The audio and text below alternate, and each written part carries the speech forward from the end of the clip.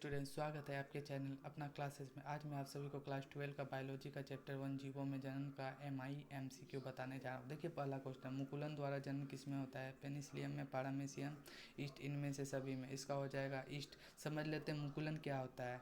अलैंगिक जनन की ऐसी विधि जिसमें जीवों की उत्पत्ति मुकुल से होती है एवं मुकुल बनने की क्रिया को मुकुलन कहते हैं। इसका दो उदाहरण हो गया मुकुलन का, ईस्ट एवं हाइड्रा। पेनिसिलियम एक कवक है, पारामेसियम यह द्विखंडन जनन का विधि है। देखिए दूसरा क्वेश्चन, बिना निषेचन के फल निर्माण को क्या कहते हैं? अपयुग्मन, असंजनन, अनिषेक जनन, इनमें से सभी। इसका ऑप्शन अनिषेक जनन सही हो जाएगा। देखिए, अनिषेक जनन किसे कहते हैं? कुछ फलों का निर्माण बिना निषेचन की हो जाती है और इस तरह बिना निषेचन के फल का विकास हो जाना अनिषेक जनन कहलाती है। इसका दो प्रकार का उदाहरण है, अंगूर, केला। और एक क्वेश्चन आता है, अंगूर और केला में कौन सा हार्मोन पाया जाता है? इसमें दो प्रकार का हार्मोन पाया जाता है, IA है इंडोल एसिटिक एसिड, IG है इम्यूनोग्लोबुलिन एसिड। तीसरा क्वेश्चन देखिए, तीन उभयलिंगी प्राणी है, मुर्गी, सांप ए और बी दोनों केचुआ। इसका केचुआ सही हो जाएगा। चौथा क्वेश्चन देखिए, निम्नलिखित में किसका परागण जल द्वारा होता है? ऑक्जिलिस, कोमेलिना, जोस्टेरा, बायोला। इसका जोस्टेरा सही हो जाएगा। देखिए, सबसे पहले जल परागण किसे कहते हैं? जब पर परागण की क्रिया जल के द्वारा होती है तो उसे जल परागण या हाइड्रोफिली कहते हैं।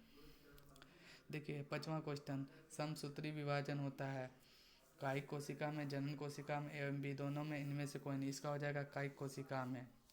देखिए, समसूत्री विभाजन किसे कहते हैं? ऐसी कोशिका विभाजन जिसमें एक कोशिका से चार कोशिका का निर्माण होता है और गुणसूत्रों की संख्या समान रहती है, उसे समसूत्री विभाजन कहते हैं।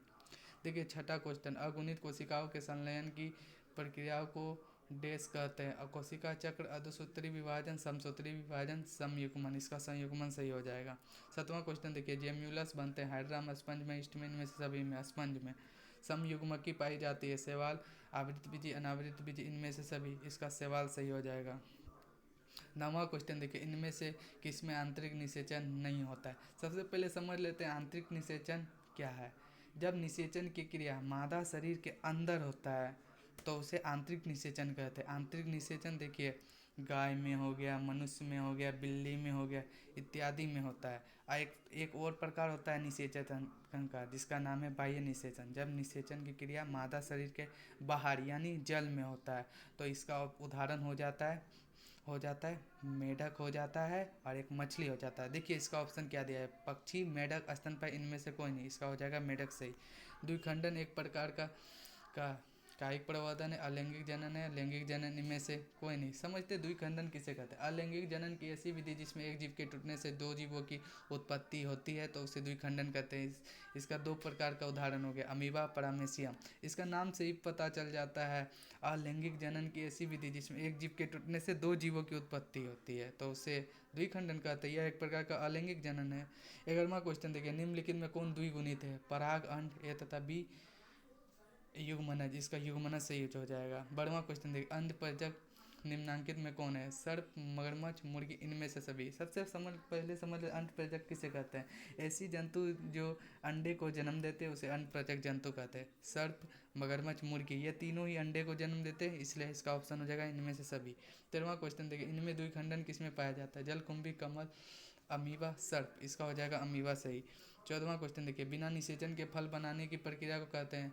पोलियोकार्पिक, पाल्थेनोकार्पिक, पोमोकार्पिक, इनमें से कोई नहीं। इसका पाल्थेनोकार्पिक सही हो जाएगा। देखिए 15वां क्वेश्चन, द्विनिषेचन किस में पाया जाता है? आवृत बीजी, अनावृत बीजी, टेरिडोफाइट्स और ब्रायोफाइट। इसका हो जाएगा आवृत बीजी। सबसे पहले समझ देते हैं आवृत बीजी किसे कहते हैं? जिसका बीज फलों से ढका हुआ रहता है उसे आवृत बीजी कहते हैं। 16वां क्वेश्चन देखिए, प्राकृतिक अनिषेक जनन पाया जाता है? मधुमक्खी में, मच्छर में, इनमें से सभी में। मधुमक्खी में, वो भी एक खास किस्म का मधुमक्खी जिसका नाम है फीमेल ड्रोसेरा। 17वां क्वेश्चन देखिए, तोता का सबसे अधिक उम्र क्या है? 90 वर्ष, 25 वर्ष, 500 वर्ष, 140 वर्ष। इसका 140 वर्ष सही हो जाएगा। 18वां क्वेश्चन देखिए स्तनधारियों में निषेचन कहाँ होता है? अंडाशय, वासी भाग, गर्भाशय, फ्लूपियन नली। इसका ऑप्शन हो जाएगा फ्लूपियन नली में। हमेशा ध्यान देने वाली बात होती है कि हमेशा स्तनधारियों में निषेचन की क्रिया फिलोपियन ट्यूब में होता है एवं उसको पोषण प्लेसेंटा प्राप्त करता है।